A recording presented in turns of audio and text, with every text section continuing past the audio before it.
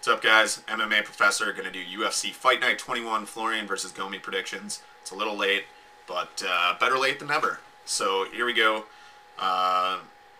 Taking place tomorrow, March 31st, lead in to the new season of The Ultimate Fighter, which a lot of people give it shit, but it's more MMA, more exposure for MMA.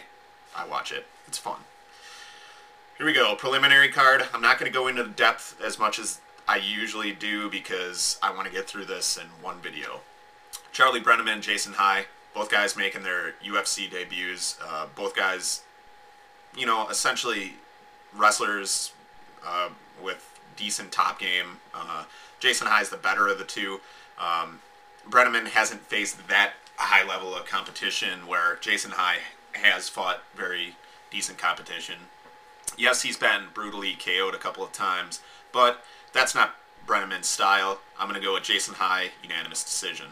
Gerald Harris against Mario Miranda. Miranda's another, you know, guy that is a good prospect, trains at AMC. Good wrestler.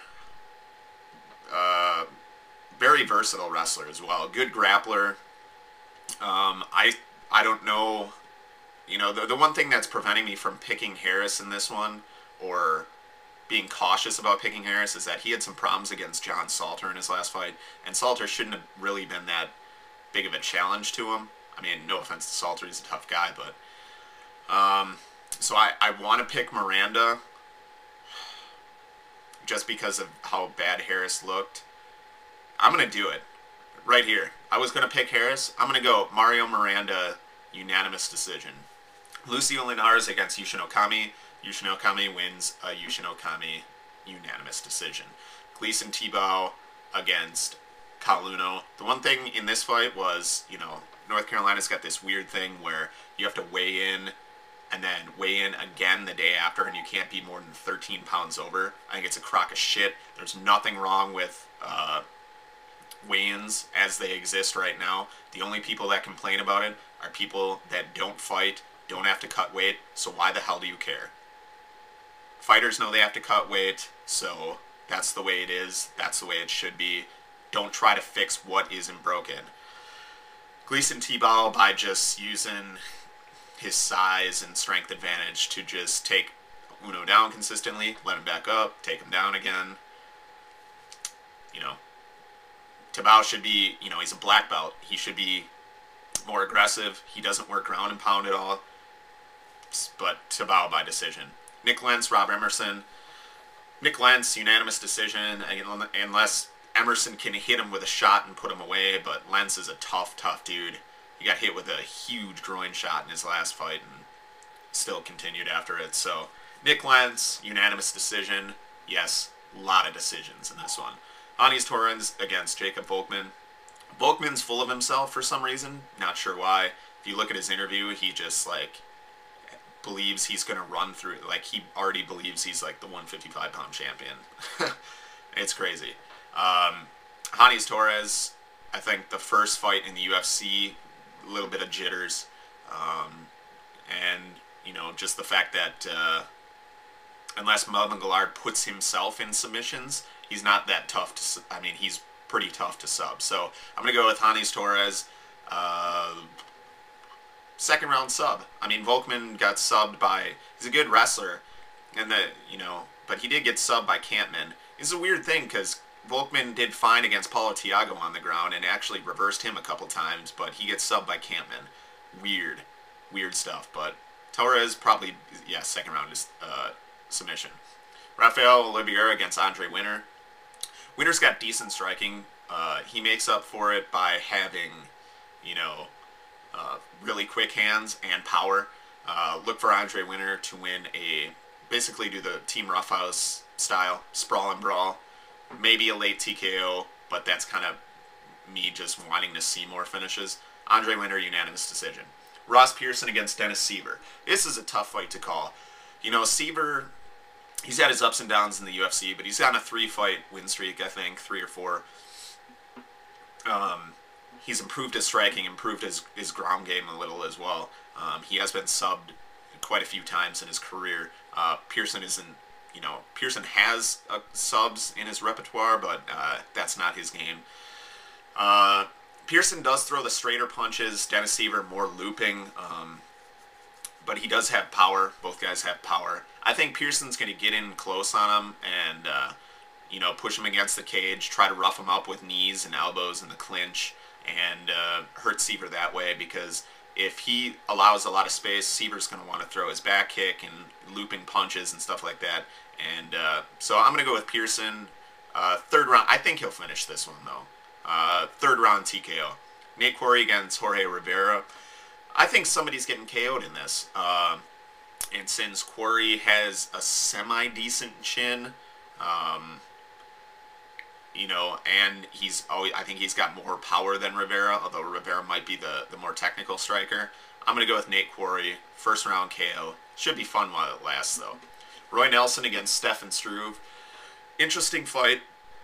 Struve is a tough kid, good prospect. He's only 22 years old. You know, he's got decent grappling.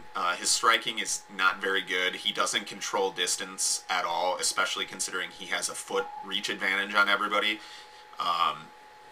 So his striking is not that great. His ground game is mediocre, I think.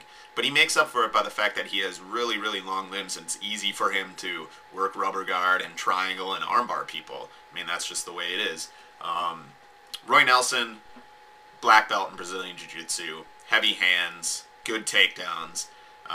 And Stefan Struve, yeah, he's had some decent wins, but he got roughed up by Dennis Stojnik when Stojnik was in his guard.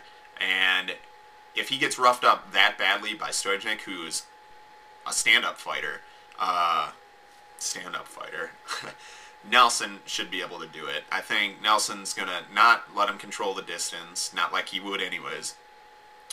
Rough him up against the cage, try to hit him with some big shots to put him out, but Struve has a pretty decent chin. Nelson takes him down, ground and pound, passes his guard. Struve will probably gas. It's the thing about Nelson, to steal a line from Joe Rogan. Yeah, he's a big fat guy, but he's got cardio. So, Roy Nelson, TKO, second round. Kenny Florian against Takanori Gomi. I think Florian is the better technical fighter anywhere it goes. Gomi has always been one of those guys. And first of all, let me preface this by saying that I'm excited to see Gomi. I think he's a really exciting fighter. And I want to see him go back to the form where he's just KOing people left and right. But I think Florian is smarter than that. He can game plan around it. I don't believe Gomi even knows Kenny Florian at all, or watched his fights, or know what kind of style it is. It's Gomi's first fight in the UFC, so a lot of pressure there. I mean, Gomi is known for a guy that he gets up for big fights, though. Big fights, that's what he does. He has trouble, you know, fighting or training for the fights that don't mean anything, and this one does, definitely. Because I think, you know, if Gomi wins this, he could definitely be near the top to fight Penn for the title, or Edgar if he beats Penn. I digress.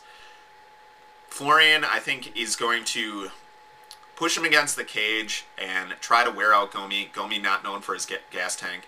That's the other thing too with Gomi. He looked okay at the weigh-ins at 155, but a little drawn out. I don't know how much that's going to affect him. But Florian's going to use his elbows and try to cut him. You know, work his Muay Thai, leg kicks and stuff like that. And then either from a Florian takedown or a sweep when Gomi's tired, I'm going to say Florian hits him with some elbows, maybe cuts him. Gomi turns over, Florian, rear naked choke, done. So that's going to be my pick. Florian, rear naked choke, end of the second, beginning of the third round. Those are my picks. Should be a pretty decent card. Not the best card, but it's a fight night. And then, yeah, if it's good enough, I'll do a review. That's pretty much it. You guys stay metal. Later.